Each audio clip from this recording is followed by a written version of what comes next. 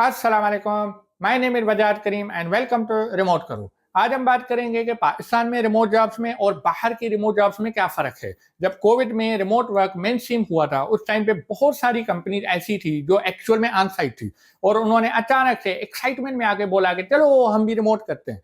तो वो company remote तो हो गई, लेकिन उसका जो ऑपरेशन से उनका जो कल्चर था ना, वो उन्होंने सेम रखा। मतलब 10 बजे अगर स्टैंड अप है और 3 बजे स्प्रिंट प्लानिंग है, तो वो उनकी सेम रही। अब ये मीटिंग सारी ऑफिस से तो अटेंड हो जाती थी टाइम पे और सारा कुछ, लेकिन जब एम्प्लॉइज घर चले गए तो अब किसी को स्कूल से बच्चा पिक करना है, किसी को हॉस्पिटल जाना है, तो फिर वो मीटिंग अटेंड नहीं हो पा रही थी और उनको एक लो प्रोडक्टिविटी नजर आई। ये वो कंपनीज हैं जो ये कहती हैं कि remote work is not productive और उसकी वजह से उन्होंने हैबिट की तरफ मूव किया है। और मैं हमेशा ही बोलता हूं कि habit is a maybe to convert a yes into no.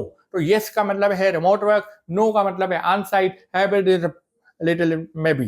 तो अभी जैसे कि हमने देखा कि अमेज़न ने अपने मे बी को नो में कन्वर्ट कर दिया, मतलब उन्होंने अपने हैबिट को कंप्लीटली ऑन साइट जॉब में कन्वर्ट कर दिया। लेकिन जो कंपनी कोविड से पहले से रिमोटली ऑपरेट कर रही हैं, जिनको मैंने नाम दिया ओरिजिनली रिमोट, वो कभी ये नहीं बोलती कि remote work is not productive. वो तो रिमोट वर्क की तारीफें करती रहती हैं कि रिमोट वर्क से तो इतना मजा आ रहा है, रिमोट वर्क में तो इतनी हमारी कंपनी को फायदा हुआ है, हमारे एम्प्लॉइज हैप्पी हैं, हम लोग ट्रैवल करते हैं, हम लोग अपने फैमिली के साथ क्वालिटी टाइम स्पेंड करते हैं।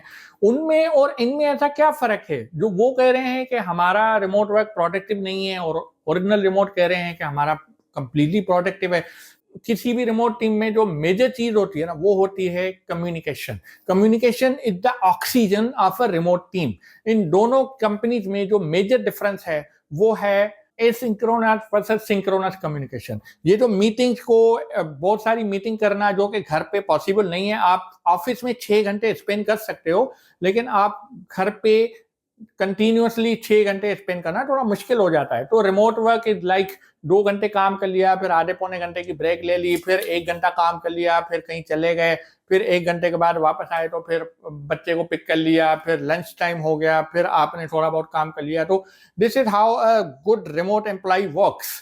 तो ये जो एसिंक्रोनस और सिंक्रोनस में डिफरेंस है ना, वो ये है, अगर आपकी एप्लीकेशन जो है वो अचानक से प्रोडक्शन में क्रैश हो जाती है तो दो तरह के रिएक्शंस होते हैं। पहला रिएक्शन होता है कि कंपनी जो है वो सारे के सारे इंजीनियर्स को उसी टाइम बुलाती हैं। अब किसी के बाद रात के 2 बज रहे हैं, किसी के बाद रात के 3 बज रहे हैं, और कोई सो रहा है, कोई जाग रहा है, कोई बीमार है, कोई फैमिली के साथ है, कोई किधर है, और उन सब को उसी टाइम अवेलेबल होना है। दिस इज सिंक्रोनस कम्युनिकेशन, मतलब सबका प्रेजेंट होना जरूरी है, अदरवाइज नहीं हो सकता। ये जो कोविड रिमोट कंपनीज है ना, ये इस तरह से ऑपरेट करती थी। ये मीटिंग के ऊपर ज्यादा रिलाय करती थी। इनका हर चीज जो है वो सिंक्रोनसली मीटिंग में बैठ के डिस्कस होती थी।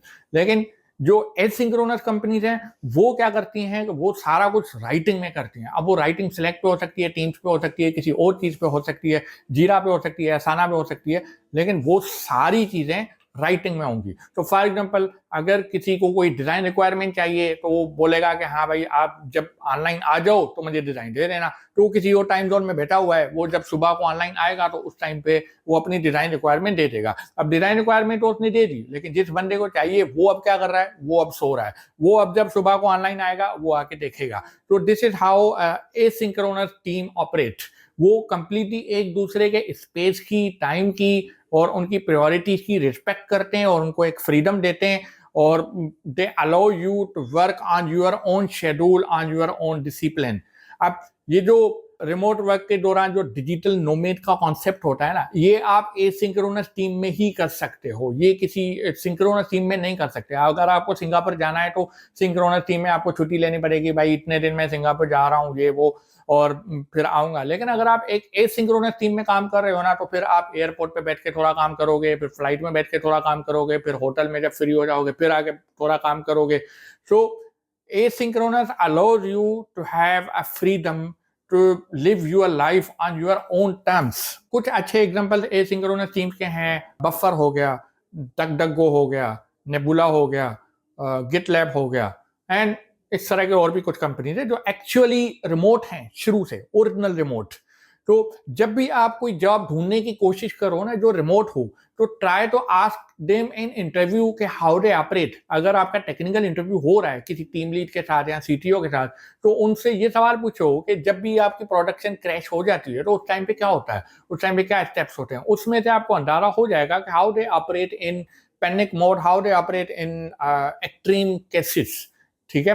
तो पाकिस्तान की जो ज्यादातर जो कंपनी जिनके साथ मैंने काम किया है वो इसी तरह से ऑपरेट करती हैं। हमारे पास इस बात को मेक श्योर किया जाता है कि बंदा प्रेजेंट है, बंदे से बात हो सकती है, बंदा ऑनलाइन है। तो ये पूरा जो है ना इनका जो कल्चर है पाकिस्तान में मेजॉरिटी कंपनीज का, वो सिंक्रोनस कल्चर है। तो उसके लिए मैं हमेशा प्रेफर करता हूं कि किसी एसिंक्रोनस कंपनी में बाहर से काम कर सकूं, ताकि मुझे पब्लिक स्पीकिंग करनी है, मुझे यूट्यूब वीडियो बनाना है, तो मैं जब भी किसी कंपनी में ट्राई करता हूं रिमोट जॉब की, तो मैं हमेशा ये फिगर आउट करता हूं कि क्या वो सिंक्रोनस है या एसिंक्रोनस है। इसके लिए मैं मोस्ट ऑफ द टाइम बाहर की कंपनी को प्रेफर करता हूं, क्योंकि उनके पास कल्चर अक्सर एसिंक्रोनस का होता है। They let you live your life on your own terms.